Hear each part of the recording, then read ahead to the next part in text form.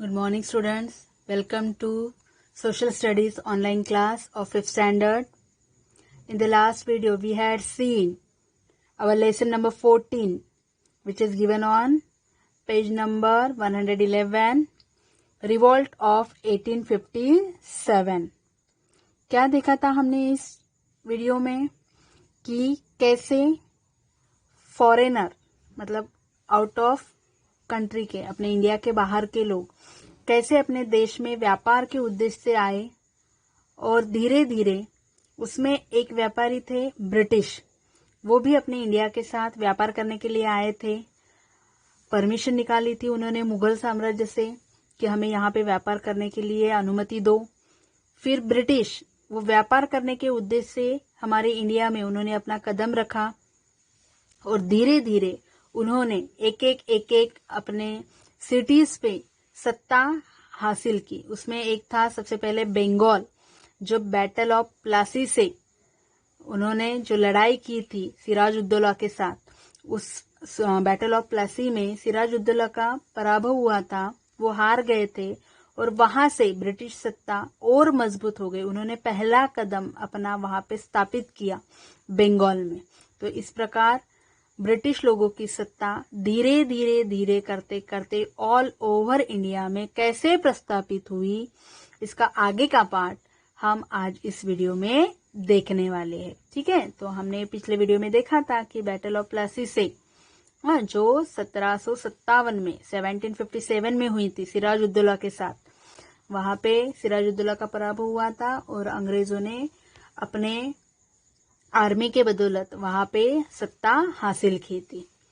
फिर धीरे धीरे ऐसे उनका पूरे इंडिया पे राज कैसे बढ़ता गया, कैसे पावर बढ़ती गई, ये हम आज इस वीडियो में देखेंगे। देखो, the expansion of British power, expansion मतलब विस्तार कैसे हुआ पूरे इंडिया में, कैसे ब्रिटिश सत्ता फैल गई, कैसे उनका पावर बढ़ा। After Bengal the British started expanding their political power to the rest of the country. Student देखो, अब मैं लेसन रीड करने जा रही हूँ, आप ध्यान से लिसन करिए और समझिए। After Bengal the British started expanding their political power to the rest of the country. जैसे ही ब्रिटिश लोगों ने बंगाल में विजय प्राप्त की, उस प्रकार उनका हौसला और बुलंद हो गया और उन्होंने धीरे धीरे अपनी पॉलिटिकल पावर जो बचे हुए कंट्री में प्रस्थापित करना चालू कर दिया। एट दैट टाइम, और उस वक्त Mughal power was on the decline. जो मुगल पावर थी, जैसे हमने लास्ट ईयर में पढ़ा, औरंगजेब, अकबर, बाबर, इन्होंने कैसे सत्ता स्थापित की थी और उन्होंने में भी हमारे इंडिया पे कैसे राज किया। तो जब ब्रिटिश लोगों ने इंडिया में अपना कदम रखा, तब Mughal power was on the decline. उनका जो मुगल पावर था वो धीरे धीरे ह्रास होता जा रहा था, उसका अस्त होता जा रहा था कि मुगल पावर उतनी पावरफुल नहीं रही अभी। आफ्टर बाबर, अकबर, औरंगजेब के बाद जो भी रूलर आए वो उतने पावरफुल नहीं थे, इसीलिए जो मुगल पावर थी वो धीरे धीरे कमजोर पड़ती जा रही थी। और इसी का फायदा किसने उठाया? तो इसी का फायदा ब्रिटिश लोगों ने उठाया। India was divided into a number of small states headed by weak and selfish ruler. अपने इंडिया की कंट्री आपको पता है कि छोटे छोटे हिस्सों में कैसे बढ़ गई है, कैसे कैसे छोटे छोटे स्टेट्स में अपनी इंडिया बटा हुआ है। और वहां पे हेडेड मतलब राज करता था कौन? By weak and selfish ruler, जो जिनको ओनली सत्ता चाहिए थी, उनको आगे पीपल का क्या हो, जनता का क्या हो, इसकी कोई लेन देन नहीं थी, उनको सिर्फ सत्ता चाहिए थी। ऐसे सेल्फिश रूलर वहां पे वो छोटे छोटे स्टेट्स में राज करते थे। The British freely use divide and rule policy and gain more power and wealth. और ब्रिटिश लोगों ने इसी बातों का फायदा उठाया कि वहां के जो रूलर थे वो सेल्फिश थे, कमकुवत थे, उसी का उन्होंने फायदा उठाया और डिवाइड एंड रूल पॉलिसी का इस्तेमाल करके, मतलब उनको डिवाइड करो और वहां पे अपनी सत्ता हस्तगत करो, ये पॉलिसी उन्होंने अपनाई। एंड गेन मतलब प्राप्त की मोर पावर एंड वेल्थ, और उन्होंने इंडिया की संपत्ति और पावर भी हासिल की। With the help of a large and a better discipline army they captured a large part of India. और ये सब उन्होंने किस बलबूते पर हासिल किया? बिकॉज ब्रिटिश लोगों के पास एक डिसिप्लिन आर्मी थी। उन्होंने जो ट्रेनिंग दी थी आर्मी लोगों को वो वेरी डिसिप्लिन थी, और उन्हीं के बलबूते पर उन्होंने इंडिया के हर पार्ट में डिवाइड एंड रूल पॉलिसी अपनाकर ज्यादा से ज्यादा इंडिया का पार्ट अपने अंडर में कैप्चर किया। वहां पे ब्रिटिश लोगों ने वहां के जो रूलर थे उनको हराया और वहां पे अपनी सत्ता प्राप्त की, हस्तगत की। The British exploited India politically as well as economically, और ब्रिटिश लोग बहुत स्वार्थी थे। उन्होंने इंडिया के लोगों को पॉलिटिकली, राजकीय एंड आर्थिक परिस्थितियों का उन्होंने बहुत छल किया। They made India a consumer of expensive British goods and the rich source of cheap raw material from India was utilized for the industries in Britain। क्या किया ब्रिटिश लोगों ने? वो इंडियन पर दिन ब दिन इंडियन लोगों का छल करते जा रहे थे। किस प्रकार कि दे मेड इंडिया, उन्होंने इंडिया को बनाया, क्या बनाया? अ consumer of expensive British goods. Consumer मतलब ग्राहक बनाया। क्यों? कि हमें तो पता है कि यूरोप खंड में, यूरोप कॉन्टिनेंट्स में औद्योगिक क्रांति हुई थी, और औद्योगिक क्रांति में वहां पे नए नए फैक्ट्रीज, इंडस्ट्रीज ओपन हुई थी, नए उद्योग वहां पे स्थापित की गए थे। और उन उद्योगों में, उन फैक्ट्री में जो भी माल बनता था, अब माल तो बनाया इतने बड़े पैमाने पे, पर वो माल खरीदने वाला तो कोई चाहिए। तो ब्रिटिश लोगों ने देखा कि इंडिया के लोग उतने शिक्षित नहीं है, तो उन्होंने अपने कंपनी में बनाया गया माल, कहाँ पे? ब्रिटेन में, वहां के कंपनियों में बनाया गया माल वो इंडिया में बेचने के लिए लाते थे। उनको बाजार पेट मिल गई थी इंडियन लोगों की इंडिया में कि अरे अपने फैक्ट्री में जो भी माल बनता है अच्छा है ना, इंडिया को बेच जा। और वो कैसे बेचते थे? बहुत एक्सपेंसिव, महंगे, कि कैसे उनके पास ज्यादा से ज्यादा पैसा आए, कि वो वहां के फैक्ट्री में बनाया गया माल यहाँ के लोगों को ज्यादा दामों में बेचते थे। And the rich source of cheap raw material, और क्या करते थे साथ में? यहाँ से जो कच्चा माल था, जैसे कपास थी, यहाँ से कच्चा माल, रॉ मटेरियल मतलब कच्चा माल, वो ब्रिटेन में लेके जाते थे। उस कच्चे माल से वो ब्रिटेन की फैक्ट्री में पक्का माल बनाते थे। जैसे कपास लेके गए तो वहां पे कपड़ा बनाया, और वो रेडीमेड कपड़ा वापस वो कहाँ पे बेचने के लिए आते थे? इंडिया में। और कैसे दामों में? महंगे दामों में। इतने ये ब्रिटिश लोग चालाक थे।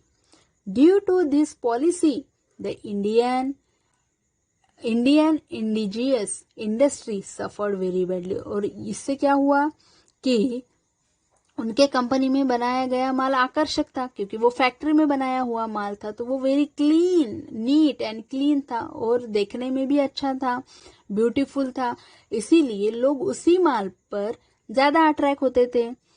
तो क्या हुआ उसका परिणाम? उसका परिणाम ये हुआ कि यहाँ पे इंडिया में जो मूल के व्यवसाय थे वो सफर वेरी बैडली, उनपे बहुत बुरी गत आ गई, क्योंकि लोग इंडिया में बनाया गया माल बहुत कम खरीदते थे, ब्रिटेन से आया हुआ माल ज्यादा खरीदते थे।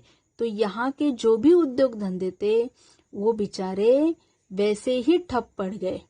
और इसमें उन उद्योग, और इसी के कारण से जो उद्योगी लोग थे उनमें बेकारी, बेरोजगारी की नौबत आ गई थी। Our next point is discontent among Indians। अब क्या हुआ कि जो ब्रिटिश लोगों ने जो पॉलिसी अपनाई थी उससे लोगों में, जो औद्योगिक लोग थे, व्यावसायिक लोग थे, उनमें नाराजी, असमाधान था, नाखुश थे वो ब्रिटिश के इस व्यवहार से। तो उसका फायदा क्या हुआ? The different policies that the British adopted to expand their power give rise to discontentment among Indian.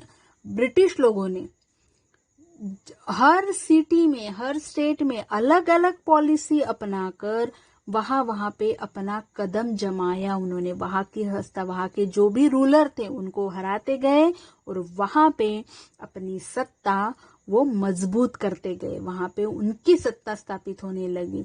और इसके लिए उन्होंने अलग अलग पॉलिसी का इस्तेमाल किया। और इससे क्या हुआ? लोगों के बीच में ब्रिटिशों के खिलाफ नाराजगी पैदा हो गई। Not only farmer and artisans but local zamindar and nawab also live at their mercy. और ओनली फार्मर ही नहीं, तो जो भी आर्टिस्ट थे, हस्तकला करने वाले, जो भी व्यवसायिक थे उनमें, और वहाँ के लोकल जमींदार, जहाँ पे उस एरिया में जिनका राज चलता था, वहाँ वो जमींदार, नवाब, जहाँ पे ब्रिटिश लोगों ने नवाब को हराया था, ऐसे नवाब, इनके बीच में अंग्रेजों के खिलाफ, ब्रिटिश लोगों के खिलाफ दिन ब दिन असमाधान और नाराजी बढ़ती गई। After the Industrial Revolution, the big cotton mills in England needed cotton for their production. अब क्या हुआ था कि इंग्लैंड में औद्योगिक क्रांति हो गई थी, तो अब वहां पे नई नई इंडस्ट्रियां ओपन हो गई थी। तो उन इंडस्ट्री में प्रोडक्ट तैयार करने के लिए उन्हें कॉटन्स चाहिए था। Cotton grew very well in Indian condition. और कपास की जो खेती थी वो इंडिया में बहुत अच्छे तरीके से की जाती थी, क्योंकि वैसा वेदर इंडिया में था। So Indian farmer were compelled so sell their produce at a very low price. तो ये ब्रिटिश लोग क्या करते थे कि इंडिया में बहुत ज्यादा तरीके पे कॉटन की फसल उगती थी, तो ब्रिटिश लोग इंडियन फार्मर पर जोर जबरदस्ती करते थे, उन पर सख्ती करते थे कि आप अपना माल हमें कम दामों में बेचो, ताकि वो यहाँ से लेके जाकर इंग्लैंड के कंपनियों में उससे अच्छा महंगा माल वो तैयार करे और फिर इंडिया में आके वापस उसको बेचे। तो इसलिए वो इंडियन फार्मर पर जबरदस्ती करने लगे। Second, farmers in Bengal and Bihar were force to grow indigo. और वो क्या करते थे कि जो बंगाल और बिहार के फार्मर थे उन पे वो जबरदस्ती करते थे कि आप अपने खेती में इंडिगो की फसल उत्पादित करो। मतलब इंडिगो यानी नील, जो कपड़े कलर करने के लिए काम में आता है। A plant from which a blue powder for dyeing was produce. ऐसा प्लांट कि जहां से एक ब्लू पाउडर, जिसे हम नील बोलते हैं, जो कपड़ों को रंगाई करने में काम में आता है। The farmer had to grow it even though there was a famine in India. और अब बेचारे फार्मर क्या करते, क्योंकि वो ब्रिटिश लोग उन पर जबरदस्ती ही ऐसे करते थे। एक तरीके से हमारे इंडिया में इतनी उपास मार थी, लोगों को खाने को नहीं मिलता था, गरीबी थी इंडिया में, और ऊपर से ब्रिटिश लोग उनको प्रेशर करते थे कि आप अपने खेती में इंडिगो की फसल उत्पादित करो ज्यादा से ज्यादा मायने में। And this indigo was sold to the British at a very low price. और ये जो फसल थी ब्लू पाउडर इंडिगो की, वो फिर आप ब्रिटिश लोगों को कम दामों में बेचो। This led the farmer so penury and starvation। और इस वजह से क्या हुआ, अनाज की तो फसल उगी नहीं जा रही थी, इंडिगो की फसल होती जा रही थी, कॉटन की फसल होती जा रही थी। और इस प्रकार इंडिया में दिन ब दिन इन लोगों को बेकारी, भूखा रहना, उपास मार, ऐसी नौबत इंडिया पे आने लगी। अब no more a famine is scarcity of food cause by crop failure. मतलब जब फसल होती नहीं है अनाज की और जब लोगों पे भूखा रहने की जो नौबत आती है उसे हम फेमाइन बोलते हैं, उपासमार बोलते हैं। ठीक है। Now the Indian cottage industry, जो हाथमाग कंपनी थी, to suffer the same fate, इसी अवस्था से वो भी गुजर रही थी। क्यों? The weavers of silk and cotton were force to sell their product only to the British at a very low price. Slowly the Indian industry was force to close down. अब जो हाथमाग पर काम करने वाले थे उन पे भी यही, the nawab, zamindar and king fare no better, their states were attached to the company rule on one pretext or the other. Some were attached as they were said to be not functioning properly. Awadh was usurped in this fashion. जो नवाब थे, जमींदार थे, अपने अपने इलाके में जो राज कर रहे थे, जो छोटे बड़े किंग थे, उनकी भी हालत कुछ अच्छी नहीं थी। उनकी भी हालत बहुत बेकार थी, क्योंकि वो अच्छे काम नहीं कर रहे अपने एरिया में। ऐसे उनको सबब देकर जो ब्रिटिश लोग थे उनका राज छीनते चले गए। और आप अच्छे काम नहीं कर रहे हो या कंपनी से आपका ये अटैच कर दिया है तो नॉट फंक्शनिंग प्रॉपरली। तो ऐसे ही हर क्षेत्र में, हर इलाके में ब्रिटिश लोगों ने अपना राज कि वहां के शासक अच्छा काम नहीं कर रहे, वहां की जनता को अच्छे ट्रीटमेंट नहीं दे रहे, ये बोलकर उनका राज वहां से हटाते थे और ब्रिटिश लोग वहां पे अपना राज्य प्रस्तावित करते थे। तो इसलिए वो नवाब, जमींदार, किंग्स, ये भी लोग बड़े अंग्रेजों से परेशान थे, उनसे नाराज थे। Other states were attach as the British did not recognise adopted heir as the successor to the throne. और जो कुछ बाकी के स्टेट थे जो ब्रिटिश राज से अटैच नहीं होना चाहते थे, क्योंकि other states were attach as the British did not recognise adopted heir as the, मतलब कुछ राज्य थे वहां के राज भी ब्रिटिश लोगों ने अपने कंपनी में शामिल किए, अपने अंडर ले लिए। क्योंकि उन्होंने क्या कारण दिया वहां पे कि मतलब आपकी गद्दी चलाने वाले, आपकी थ्रोन मतलब राजगद्दी, आपकी राजगद्दी चलाने वाले कोई वारसदार नहीं है, उनके कोई बेटे नहीं है, इसीलिए आपका ये राज हम अपने इसमें शामिल कर लेते हैं, ऐसे ब्रिटिश लोगों ने उनको बताया। फिर आपके जो भी वारिस है, अगर किसी का बेटा लिया होगा, उनका खुद का बेटा नहीं होगा, अगर किसी और का बेटा होगा तो वो हमें नामंजूर है, ऐसे बता के ब्रिटिश लोगों ने वो भी स्टेट्स अपने अंडर कर लिए। सक्सेसर मतलब जो वारिसदार है वो उनको मान्य नहीं था, कि कोई और दत्तक वारस जो बोलते हैं वो उनको मंजूर नहीं था, और इसीलिए उन्होंने वो राज्य, वो स्टेट्स खालसा कर दिए और अपने अंडर ले लिए। This was called doctrine of lapse. Jhansi मतलब दत्तक वारस नामंजूर, ये बताकर उन्होंने वो सभी राज्य अपने अंडर कर लिए। उसमें कौन कौन से राज्य थे? झांसी थे, Satara and Nagpur were occupied this way, कि आपके वारिसदार हमें मंजूर नहीं है, आपके ये असली वारिसदार नहीं है, तो हम आपकी जो राजगद्दी है उनको नहीं देंगे, इसीलिए वहां पे कोई वारिसदार नहीं है तो उस पर राज हम चलाएंगे। ऐसे बाप दिखाकर, ऐसे सबब दिखाकर ब्रिटिश लोगों ने झांसी, सातारा एंड नागपुर ये सभी राज्य अपने अंडर कर लिए। Thus, the general population of the country, और पूरे कंट्री की जो जनरल सामान्य जनता थी, became discontented, मतलब उनमें बहुत नाराजी, असंतोष फैल गया पूरी सामान्य जनता में। This disconnect was exposed in a number of revolt, और यही उनके अंदर की खलबली, उनके अंदर का असंतोष, उनके अंदर की नाराजी, वो कहीं ना कहीं पे अटैक करके अपनी वो नाराजगी दिखाते थे। मतलब रिवोल्ट, छोटे मोटे वो उठाव करते थे, बंद करते थे अंग्रेजों के खिलाफ वो आवाज उठाते थे। But these were easily suppressed as they were local and unorganise. और क्या होता था कि जो भी उठाव अपने इंडियन पॉपुलेशन करती थी, अंग्रेज लोग उनको आसानी से मतलब उनको हरा देते थे। उनका जो उठाव था वो क्या बोलेंगे हम उसको, वो नामंजूर कर देते थे कि नहीं, ये आपने जो उठाया वो सीधा, ब्रिटिश लोगों का पावर इतना था, इंडियन आर्मी का पावर इतना था कि वो कोई भी उठाव दबा डालते थे। As they were local and, और क्या बोलते थे, क्योंकि वो लोकल थे, मतलब छोटे मोटे इलाके में होते थे, उनके पास डिसिप्लिन आर्मी नहीं थी, इसीलिए उनके जो भी उठाव थे वो अंग्रेज लोग आसानी से उनको दबा डालते थे।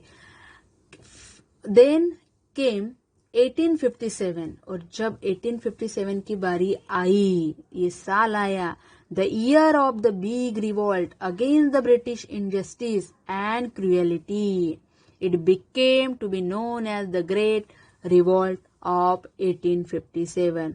जो भी जनता के अंदर असंतोष था, तो वो जनता क्या करती थी कि अंग्रेजों के खिलाफ अपनी नाराजगी व्यक्त करते थे छोटे मोटे उठाव से।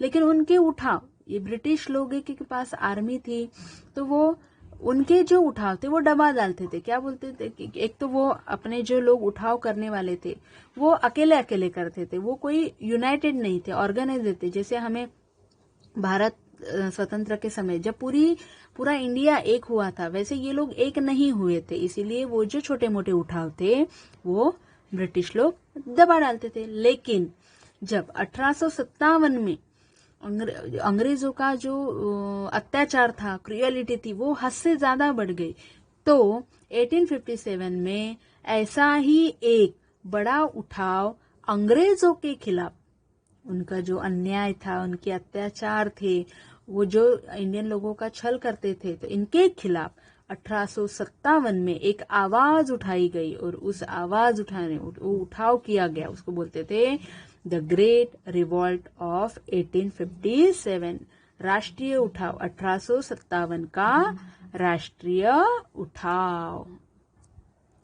अब द ग्रेट रिवॉल्ट ऑफ 1857। अब हमारी आजादी की जो पहली लड़ाई थी छोटे स्वरूप में, वो थी द ग्रेट रिवॉल्ट ऑफ 1857, क्योंकि हर एक नागरिकों के बीच में ब्रिटिश लोगों के खिलाफ असंतोष फैला हुआ था, और ये असंतोष उन्होंने उठाव के स्वरूप में बाहर निकाला।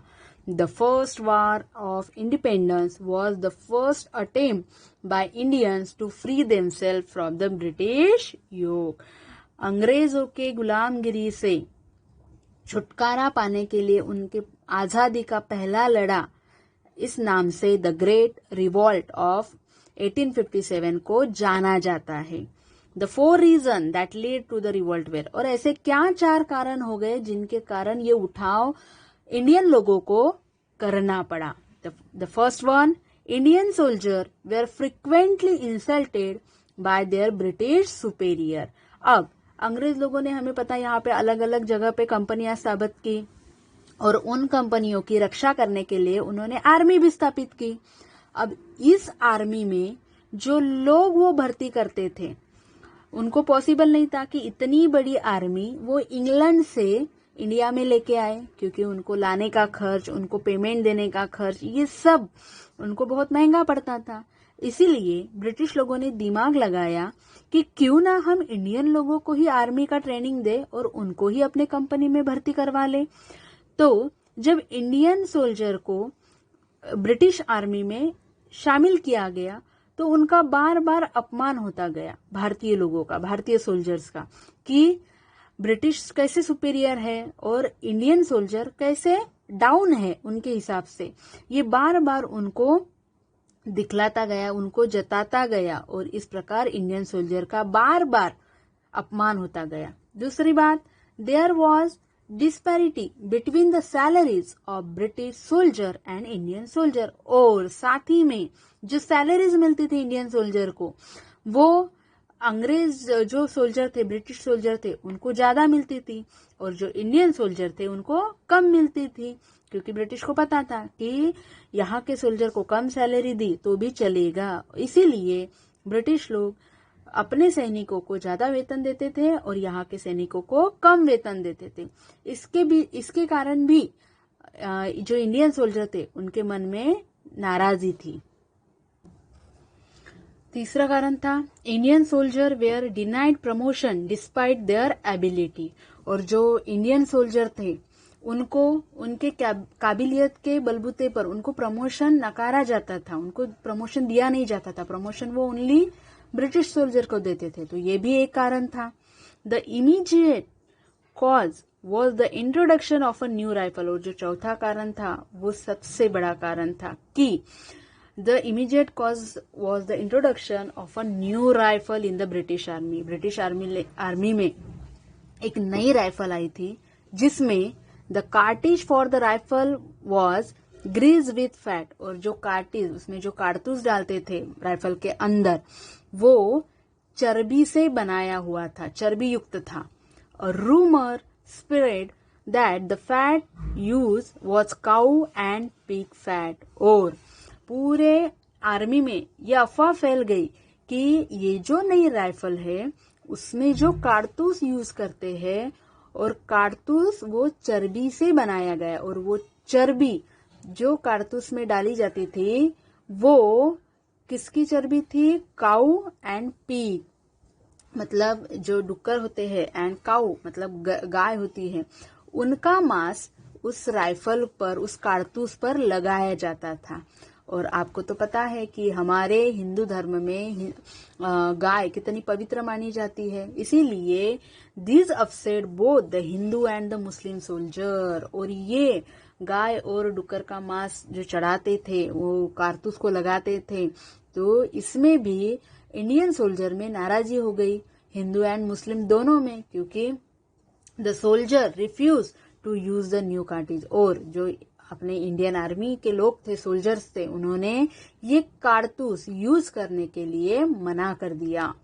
The revolt first broke out in March 1857 at Barrackpore near Calcutta. और ये जो सोल्जर में खलबली थी उसी के कारण 1857 के जो बराकपुर छावनी थी अंग्रेज लोगों की, जहाँ पे सोल्जर्स थे, वो कलकत्ता के नियर एक बराकपुर छावनी थी, वहां से इस उठाव का पहला उद्रेक उठा, वहां से कि हमेशा इंडियन सोल्जर को अपमानित करते थे, उनको उनके काबिलियत के हिसाब से प्रमोशन नहीं देते थे, उनको सैलरी बराबर इक्वली नहीं देते थे, और वो जो कारतूस यूज करते थे उसमें वो मांस का प्रयोग करते थे। ये सभी कारण इस राष्ट्रीय उठाव होने में कारणीभूत हुए।